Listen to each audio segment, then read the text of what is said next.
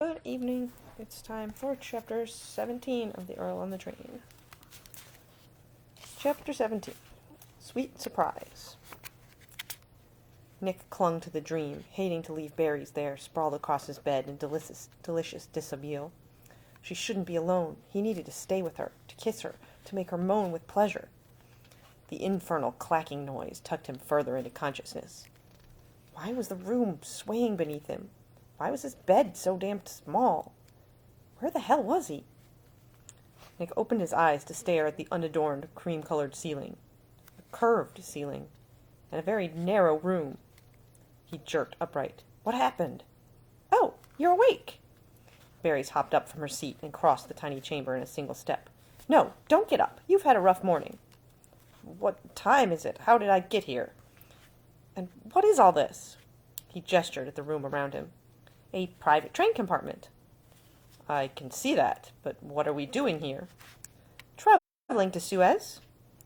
For the love of... I'm not daft, and I didn't take any blows to the head. Why are we in a private compartment? I decided you needed a quiet, secluded location to recover. Please, lie back down. You've had an eventful morning. Nick rose from the bed so that no more than a few inches separated them. I'm perfectly well. How much of that potion did you use on me? The healing potion? All of it.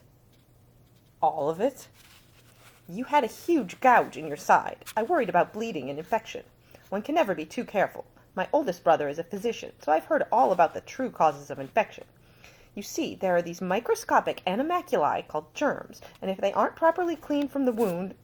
Nick gritted his teeth. I'm familiar with germ theory. Ah, good. Then you understand that I had to be most thorough in the application of the medicinal potion. That potion cost a fortune.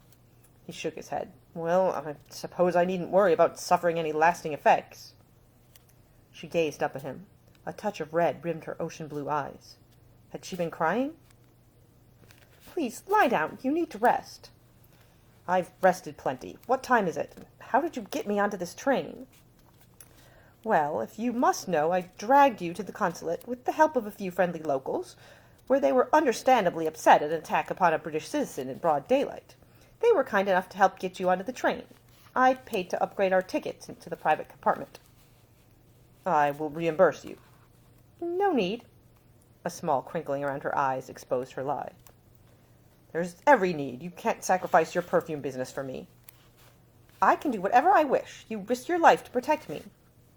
And you saved it. You owe me nothing. If anything, I owe you. For altering your plans, not believing you, forcing you to do things my way, getting myself stabbed, and leaving you alone to tend me. You were rather impulsive, rushing to my defense like that. She lifted a hand to his cheek.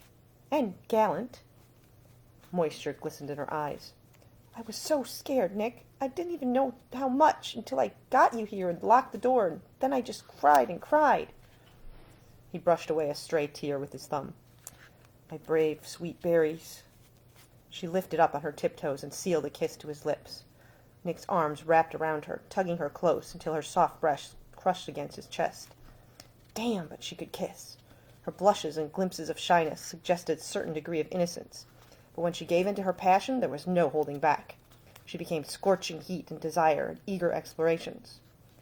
And what better indulgence for a man than her unending sweetness? Far better than drinking. Far, far better than mind-altering potions. Nick sank down onto the bed, pulling her with him. When she lifted her skirts to settle onto his lap, he let out an inarticulate growl, clutching her waist and dragging her closer to his rapidly stiffening cock. He nuzzled the soft skin of her neck, inhaling the scent of her and the subtle perfume she had dabbed in strategic locations. A hint of cinnamon today. His gaze traveled down her body, over the swell of her breasts peeking out above her square-cut neckline, all the way to the pink cotton of her skirt spread across his thighs. He had never seen anything so erotic in his life. You slay me, berries.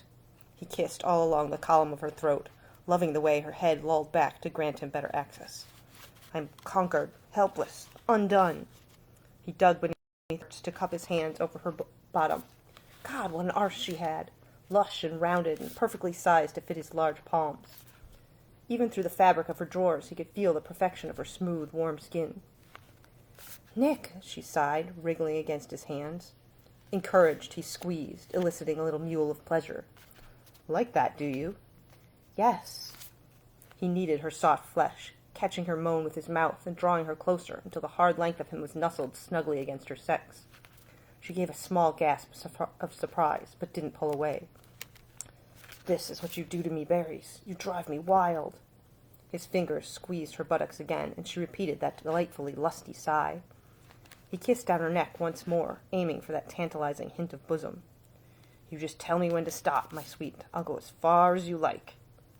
Her hand slid up underneath his coat, tugging at the buttons of his waistcoat. No, don't stop. Please, Nick. Lovelier words had never been spoken. He would strip her bare, kiss every inch of her skin, shower her with all the pleasure he could give. He wanted to hear her moans and her screams, watch her body contort in ecstasy, thrust deep within her while she begged for more. He would go every bit as far as she would let him. She had referenced that scandal in her past, so it was possible she had some experience of this nature. It was a question he knew he ought to ask before taking things any further. He could tell whatever experience she did have was limited, and he wasn't the sort to debauch an innocent. Except that apparently, right now, he was. Because he didn't give a damn whether she'd had 0 lovers or 5,000. He wanted her, and she wanted him, and that was the only thing that mattered in the world. He kissed her skin, breathed her in, feasted on her with all his senses. God, Berries, you're so damn perfect. His waistcoat fell open, and she started in on his shirt buttons. Why don't you ever call me by my real name? Nick's entire body went rigid. Berries sat back, eyeing him with suspicion. You never say it. I can't remember you ever saying it. Why not?